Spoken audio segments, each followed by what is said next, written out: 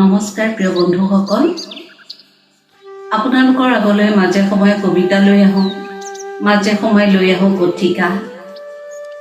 আজি আকৌ আহিছোঁ কবিতা এটি লৈ। কবিতাটিৰ শিৰোনাম তোমাৰ অনুসন্ধানত। কেতিয়া যে হৈছিলোঁ শেষ মুখামুখি তোমাৰে, তোমাৰ স্থিতি আজি হয়তো বা সোঁৱৰণিৰ বিদীৰ্ণ গৰ্ভত। সেই তেতিয়া বাংময় নীৰৱতাটো তোমাৰ মংগলময় উপস্থিতিতে পিয়াপি দি আছিল আশ্বস্ততা।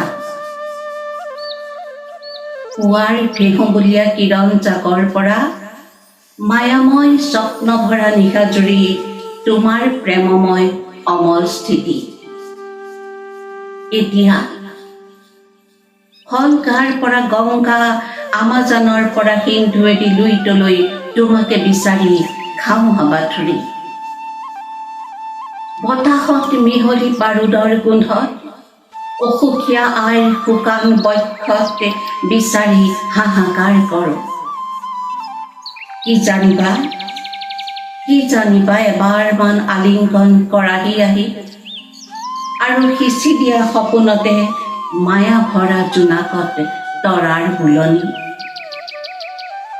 যদি বা দিয়াহি আহি আশ্বাসৰ উৰ্জীয় ধ্বনি।